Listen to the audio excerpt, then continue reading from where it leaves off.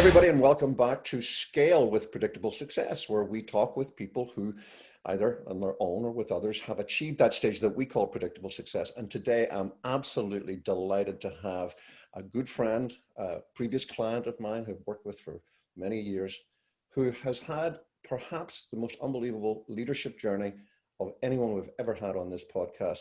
François Ortalo-Magné, welcome back. Thank you, it's great to be with you again.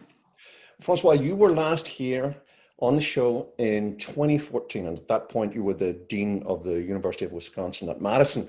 And we had a fascinating discussion about the challenges that you faced there. And we talked a lot about the potency of pausing. And then 3 years later, you pop up, not quite the right phrase, as the Dean of the London Business School. Now, with all respect to the University of Wisconsin at Madison, which is a magnificent research university, it was a little bit like discovering that one of my schoolboy soccer kids was playing for Barcelona. Tell us a little bit about the journey to London Business School. How did you arrive there? I mean, very concretely, all the credit goes to the governors of London Business School and probably their chairman in deciding that they were going to approach the dean search as a proper CEO search and take the time to define for themselves what were the attributes they were looking for in their next leader. And then instead of going around the world asking people, who do you have for us?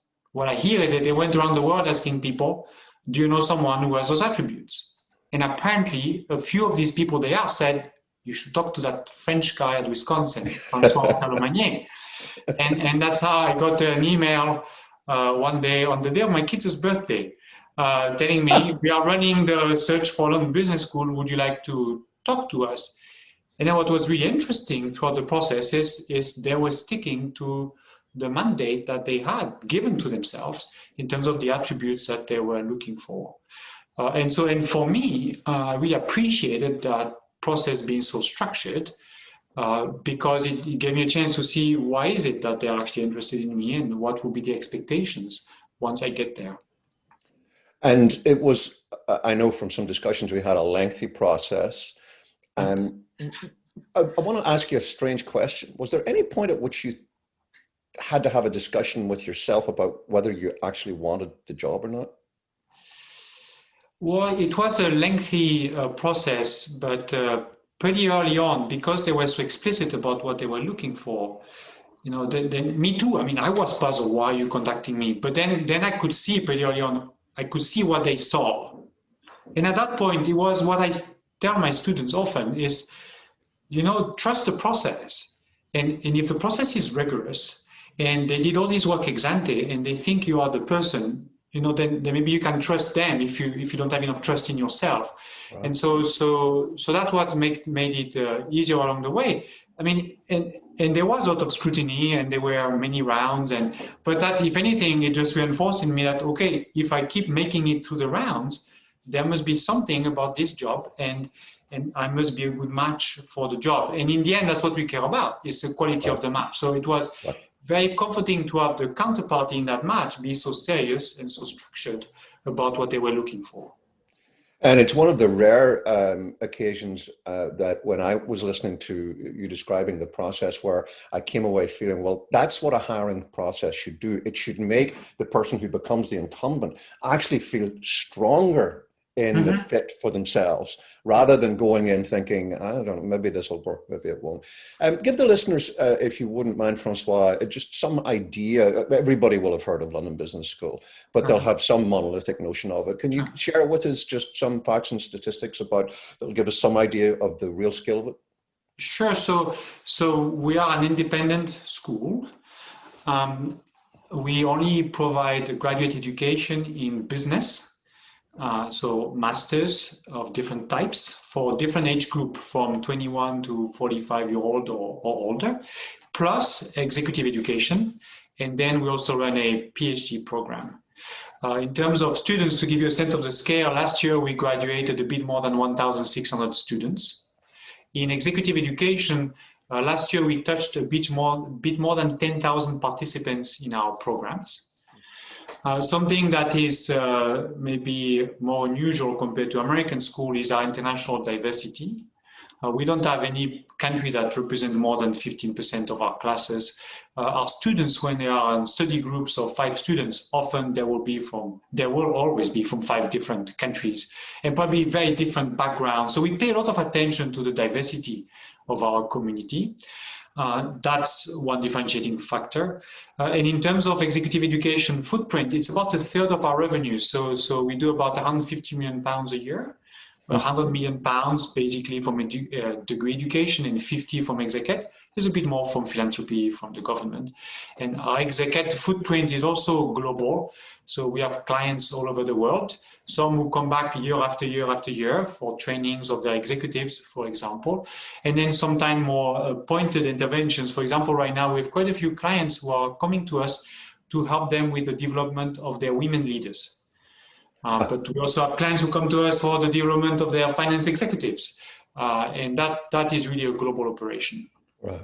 And if you'll forgive the crassness of the question, Francois, and the sort of the blunt measurement of it, where does LBS typically feature in the various rankings of schools worldwide? So it's in the top tier of global business schools, so different ranking, different perspectives. But what I see in terms of where do we win in terms of attracting students and attracting custom clients or corporate clients, it's against the very best business schools in the world. We are, however, within that set, we are the business school that is the best destinations for people who are looking for a truly internationally diverse community. And also people who are not necessarily looking for a boot camp, but rather people who have an affinity, at least to rigor in the training, but also people who are open and curious to be inspired to different perspectives on themselves and on the world. And that is true for students. It's also true for corporations. Yeah, I mean, of course, we can deliver the boot camp, but our sweet spot is with people who come in ready to be inspired to different perspectives. And the diversity of the classes we assemble is a big contributor to this, together with the strength of our faculty. And to give you a sense of size, we have about 105 research faculty members. We have a core of practitioners, about another 50, and then we have a lot of contributors. Being in London is actually easy for us to get outstanding executives to come and participate in our teaching mission. And that contrast that you just made about being in London, being able to attract talent and so forth, just leads me to ask you just to reflect a little bit on, just tell us a little bit about what the role of Dean is and how that contrasts with your previous role as Dean in University of Wisconsin-Madison. So the current role is very easy to explain because we are a school on our own. So in terms of corporate terms, I'm the Chief Executive Officer of the organization, and I report to a board of governors. And the previous role, I mean, I was the leader of the business school within the University of Wisconsin-Madison, and as such, I had about 15 peers, were other deans, and then together we reported to a provost, and then there was a whole machinery around the provost and the chancellor's office to support us in our operations, to support us with a whole number of activities that we were involved in. For example, there was a dean of student who helped with the management of our students. And so here it's actually a very different position because there's no one around us. We are an independent school and I'm the CEO. Right. And as a CEO, newly arrived, August 2017, like just the most open question in the world, what did you do? Where do you start? Did you just pause? So listen, the first thing I did is, I mean, again, credit to the board of governors. They ran a search very early. And so I had many months of transition into the position.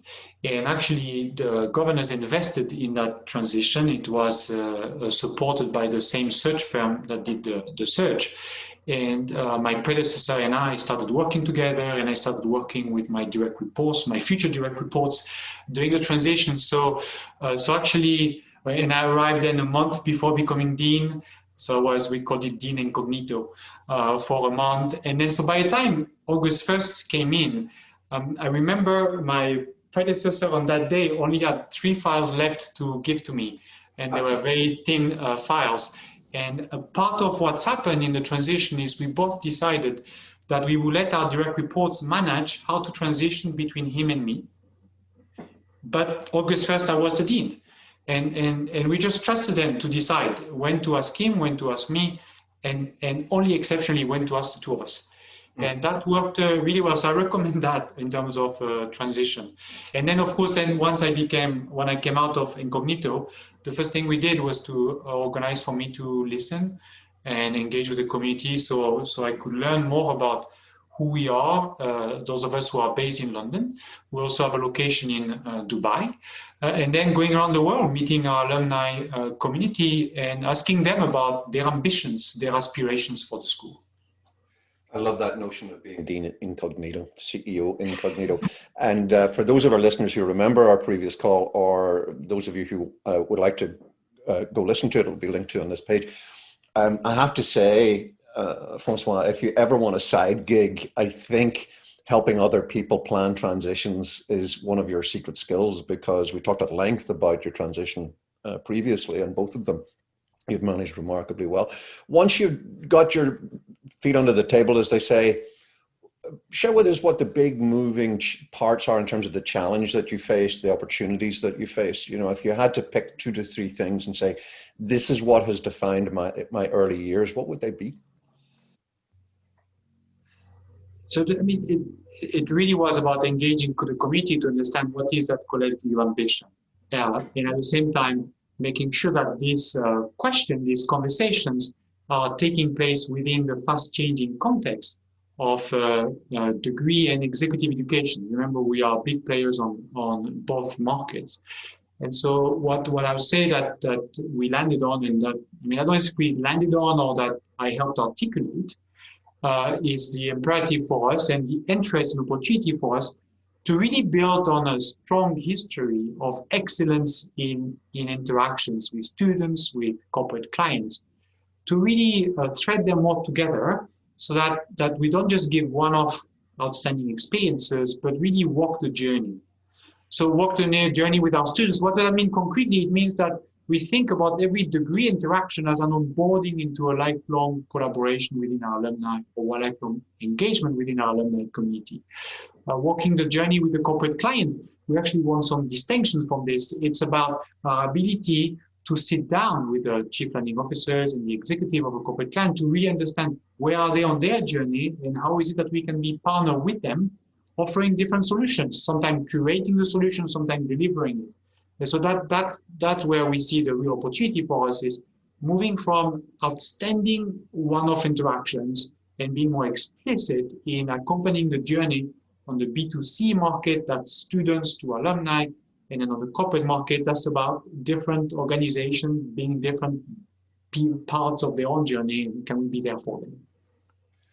And in terms of addressing that, where do you feel most personally stretched? Where do you feel, that in your own leadership, you've really got to work it out, grind it out? What's being drawn from you as a leader in order to provide solutions?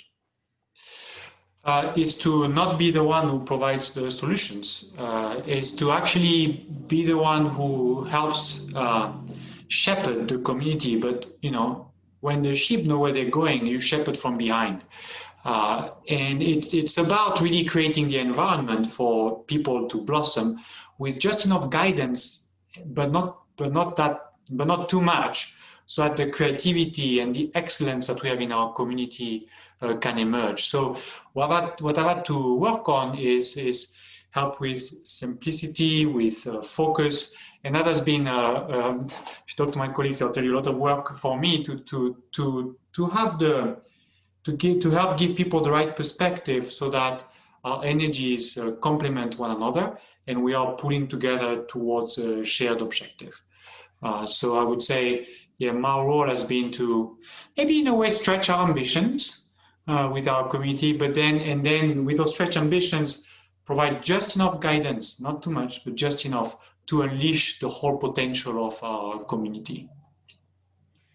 I want to talk in a moment or two. It's somewhat unavoidable in 2020 to have a discussion and not talk about the unique impact of the COVID crisis, and we'll talk about that in a moment or two.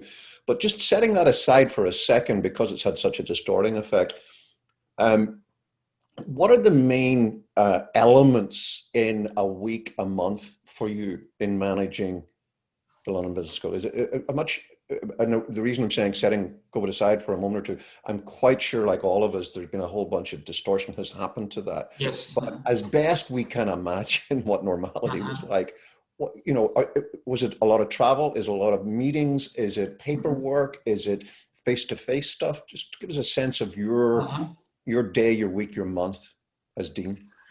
I think probably the month is the right place to start. And if you are a dean in the US, the rule is 40% of your time fundraising. And here, being at LBS, I mean, we have a very strong and high-performing executive education platform. And so I do travel at least as much, if not more. And because of our global footprint is travel all around the world, I used to. And that was certainly for fundraising, but also a lot of time connecting with executives and, supporting our corporate relationships. Also engaging with the relevant governments to our operations.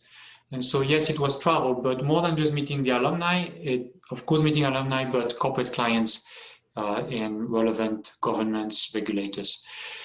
And then with regard to the school, my role is more to again, guide the energy of a leadership team. I have a very strong team with me here in the leadership of the school. We are in the London market. There are some outstanding professionals who enjoy, at some point in their career, shifting from corporate work into a work like a school like ours. We also have people who have blossomed within our school and climbed up the ranks. And so then my role is, again, to stretch the ambition, connect the unexpected dots, make sure that we are focused together. And so it's really to shepherd the community inside and not get in the way.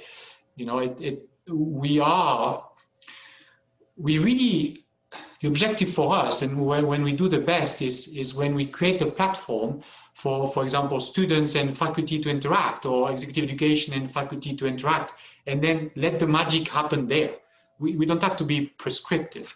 And also, very important, within this platform, protect the time of our faculty so they can engage in the curious wanderings at the frontier of science that will uncover the insight that we will need 10 years from now, and now we have no idea what it's helpful.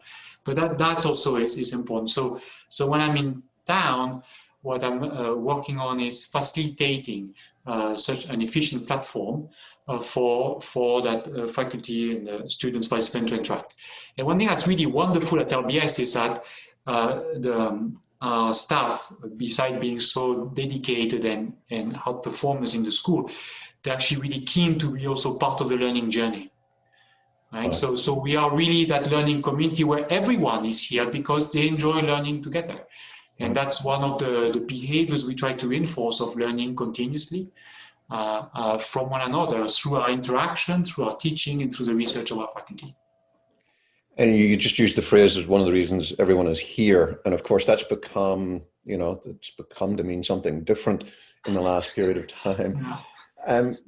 Again, just as straightforward a question as I can put it, tell us LBS's COVID journey. When did you realize this is a thing? And what did you do? And what has happened since March? So we realized first in our Dubai campus, March 4th. It's when we were told that we had to stop face-to-face. And it was like 9-10 days later in London. And so, credit to my colleagues, we just instantaneously shifted to online delivery. We finished the term, and then we got going to the next term. So what happened is, as soon as this hit us, I told the school and with the leadership team, there were only 3 things that mattered. And the number one was the well-being of our community. That's all of us, students, staff, faculty. Number 2 was the academic progression of our students. And number 3 was just the basic business continuity. And that's all we did. We just focused, we created a task force to focus on that, added a group to really think hard about how we communicate everything that we are doing, and task force that were cross-disciplinary, and then we kept going. And on July 10th, as planned, we graduated all the students who were due to graduate. And it was totally exhausting, but at the same time, so meaningful. It was pretty simple in a sense, to focus on that and just keep things under control and get the students to graduation. And so then what's happened, sometime in the later part of the spring, after the first firestorm, colleagues started working together. So faculty, staff, students, to imagine how is it we were going to continue into the summer and into the autumn. And so then they decided to go with a more, actually a pretty complex way of doing a hybrid. But we thought it was very important that our students continue to be able to mix with one another, independent of whether they're in the classroom or on Zoom, because the diversity and the quality of your classmates is so fundamental to our value proposition, right? And so my colleagues work really hard to come up with a technology to implement a hybrid system that is fully integrated. And so we started the programs on time in August, but September 21st, we open up the face-to-face. And it's now our 10th week in London. It's our 3rd week in Dubai. And we're going strong. So my hat to my colleagues and all the hard work that they put together. And how about the leadership aspect of all of that, Francois? Many of us found ourselves floundering a little bit in the, my sense was that for most of us, the March, early April period was too frenetic to really get too concerned about anything other than doing the immediate dirty fingernail work of plugging holes and gaps. But then as things, we began to realize this was going to be more of a long-term issue. My sense was that for a lot of us around about April and May, the lack of that ability to just get together and get things talked about in a way that was less Zoom-like, we didn't have that sort of curiosity type of discussion. We were coming on and doing punch list stuff. Yeah. As leaders, did you find you were missing any of that? So we are definitely missing so many dimensions of these physical interactions. And so remember, the number one priority is well-being. Right. Right. And so we have people who think about that for us and with us, and then it's a credit to the quality of the people we have here and, how much we care about delivering for our students. I mean, initially it was only students because the executive market pretty much shut down when Heathrow shut down. It's over now. Now we're doing quite a bit more in executive online, and we've learned interesting things. Maybe we can talk about that. But I would say is, people have done their best and it is exhausting. Maybe one thing that helped us with that is the Student Association president last year. At this time around April or May, and yes, it was difficult. And she came out with a simple message and she kept repeating it, which was to bring kindness into our interactions. And, I'm so grateful because we had these 3 priorities, well-being, academic progress, business continuity. Actually, as it happened, a few days later, I realized we were becoming too number focused. So we talked as a team that we also have to remember to be human. Right? Because it was so easy in the heat of the moment to just focus on the numbers. Right. I said, no, let's be human. And then on the back of that, her message about let's bring kindness into the conversation. And that's something I've heard other leaders in the school, they're referring to it. And for us, it was particularly powerful because it came from the students. Right. And I would think this has helped us along the way. It's a wonderful point. And at the time you and I are recording this, Francois, we've just had a few weeks of great news on the vaccine front, and we've got great hopes. Obviously, that maybe by Easter, we'll be moving back towards some degree of normality, whatever that might come to mean. Are you seeing things that you've changed in response to COVID that you think are irrevocable, that you're thinking, actually, I don't think we'll go back to the previous way of doing that? we'll stick with this. It's worked well for us, or do you see a, pivoting back to essentially the way you were delivering beforehand? So there are definitely things that we've learned from the technology. We haven't necessarily have at the time yet, well, not in the position yet, to think about how we integrate these learnings. But for example, we've learned that through online technology, we can do really high premium teaching. Actually, I wonder whether Zoom was purposeful about that, or realized whether that they stumbled into exactly the right level of technology sophistication to allow brilliant faculty to shine. Right. The platform, I know some schools that have some more sophisticated platform, but Zoom is just where it needs to be for brilliant faculty to shine. And it has opened opportunities for them to interact with the students in a different way, for students to interact with one another in different ways. So definitely something to be learned there, that we realize online is not just a MOOCs with 100,000 people. Online can be really high touch and really convenient. So that's one thing. There's another thing is, remember, we have a global footprint. So we have alumni, clients, prospective students all over the world. And we've learned that with Zoom, we can actually engage people in a easier way, and I want to say much more engaging, actually.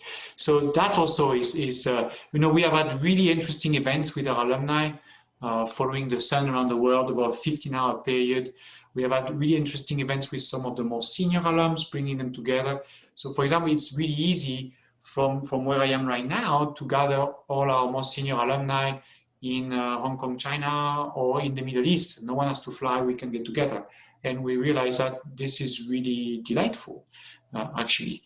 And then there's another one that we'll have to think about, is with regard to engaging different types of learners. And for example, one of our top corporate clients was telling us that it's the first time the more introverted members of his staff have engaged so much with executive training. And so what do we do with that? And it's really, 40% of people are introverted. And for the first time, now that we're delivering the learning online with them, they are engaging. And so there's going to be innovation there. We have a client who used to send us executives 5 days over a week every year. He's done that for many years. And now we've redesigned the program to be over 8 weeks. And so much more, but still what I talked about earlier, a journey, not just an experience. Right. Some of these things are going to stay because they're going to realize that actually the mode of delivery works better, the way they engage work better. So that's the kind of thing we've learned. We can do high-touch premium learning. We can reach people around the world much more easily. And then it seems to land differently with different types of learners. And so definitely we will gain from that. That's why, the way I think about the pandemic is that it had speeded up progress. It doesn't really bend our trajectory, but it's allowed you to experiment and discover faster. Right. I absolutely agree with that. I'm with you. I'm intrigued at the fact that Zoom just seemed to be at the right point, perfect point of development for what we all need. It wasn't overcomplicated, but it wasn't too basic either, which is wonderful. Finally, Francois, you're one of the most incisive leadership thinkers that I know, and you're always noodling on, not just from a self-improvement point of view, but just in terms of helping other people be great leaders. Tell us about your own thoughts over the last year or so. What have you been, particularly reflective of in terms of being a helpful leader in this time? The first thing is I need to send you some of the writings of our faculty here at London Business School. So we have some true scholars of leadership, yes, and I will do that. But let's talk about from my own perspective. There's something actually going back to something you talk about in your writings about the using the American expression that the synergist is the one who can go up to the balcony and observe what's going on and help teams, because it's true with the CEO. As a CEO, you have a much bigger, much broader perspective than anyone else, just by the nature of your function. And one thing that I'm trying to work on is the fact that then when you come down from the balcony, it's actually not worth explaining what you saw from there. You were alone there. Right. And no one else saw the whole thing. So why confuse everyone with, no, it's, you got to figure out where are people, what is their information set, and what is it that they need to know. That, I mean, an example I've used is something, again, from you, when you talk about how the visionary can skip from one mountaintop to another mountaintop. Right. And the operator is the one who follows the ridge, and the processor takes the bus down the road. So an example is, there is no point to tell the bus driver, I need you to go left and right and left and right. Just say, follow the road. Right. Let the road take you. You don't have to explain. This is a mountain with a. Right. So I think there's something there about. One of our governors phrased it that as a leader at the top, you see the 3D picture, but think about people in the organization, they see only 2D. And right. So if you keep describing 2D from different point of views, they don't realize you're talking about the same house all the time. Right. So there's that element that, I really thought, given what I learned from you, from a synergist perspective, there's something about knowing how to communicate. What is the information people need to be effective and fulfilled in their job to unleash their energy? So that, yeah, that's something I worry about. You were sharing with me just before we started the interview about prodding folks with a what else. And getting them to double down on what they're thinking. I'd love for you to share that with the listeners as well. I thought it was a brilliant insight. Sure. So then, I mean, I know in your book, sometimes you ask people to pause reading. So maybe on your podcast, you can have a bit of silence. Because let's just have our readers, our listener experience it with us. It's a question I ask. So imagine, like a speech welcoming students. But allow me to ask to our listeners, if you project yourselves 5 years from now, given everything you're doing right now, what would be success for you? Simple question. Maybe people can take a few seconds to answer in their head.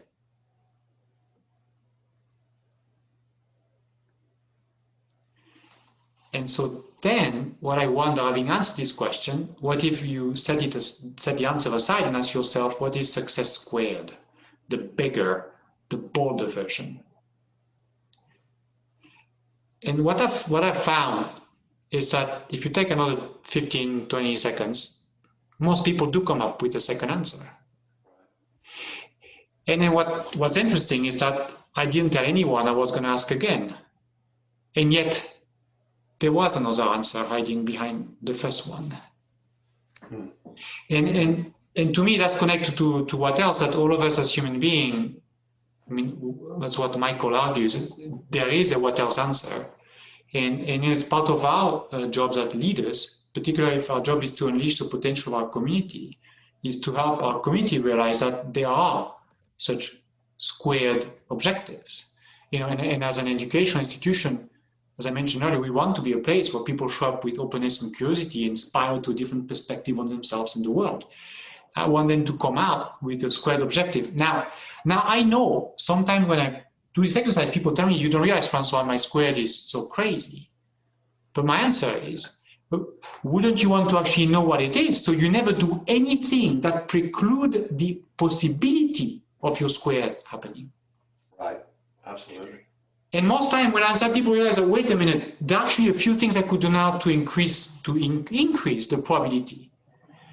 And to me, this connects for something you talk about when you advise people, if you don't have a purpose, rent one, is that if you are purposeful, you're more likely, and there's research on this, you're more likely to notice the signs of life, the congruence and the serendipity that supports that purpose of yours and the squared objective.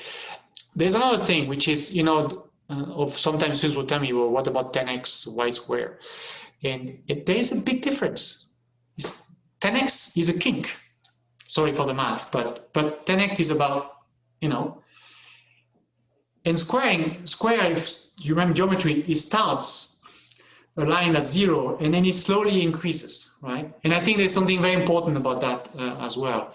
In thinking about it, how do you square your success? I'm not saying what's the big jump. I'm saying, what is it that's out there that could give a bit of a sense of direction, at least to go back to something you talk about, it might at least impact how you curate the information that you want to receive.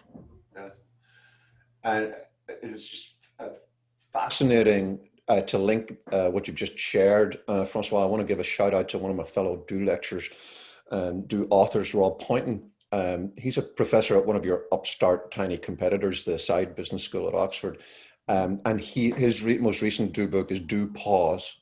And that's precisely what he's saying, is pausing is not an act of emptiness. In fact, the right sort of pause will fill everything that comes out of it. And you've just enunciated that so perfectly. Well, François, your career to date is an example of someone who has 10x'd and got the momentum that you've just shared with us. And it's just wonderful to hear how your last couple of years have gone since you were last here. Who knows what you'll come back and tell us in 3 or 4 years from now, François. But for now, you're not asking me. We will find out. François, thank you again. Thank you, Lex. A pleasure.